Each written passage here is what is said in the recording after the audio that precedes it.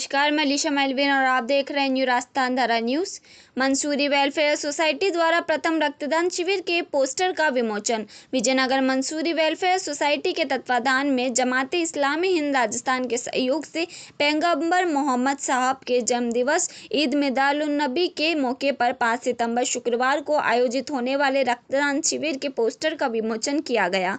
Society के सचिव पार्षद शहजाद मंसूरी ने बताया कि मंसूरी वेलफेयर सोसाइटी के तत्वाधान में पहली बार रक्तदान शिविर का ईद मिलादुन्नबी के मौके पर चंदा कॉलोनी वार्ड नंबर 22 स्थित सामुदायिक भवन में आयोजित किया जा रहा है। पीड़ित मानवता की सहायतार्थ एवं समाज के रक्तदान के प्रति जागरूकता के उद्देश्य से पोस्टर का विमोचन किया गया। अधिक से अधिक रक्तदान के लिए लोगों को प्रेरित किया जा रहा है। Bureau report Tarandeep Singh.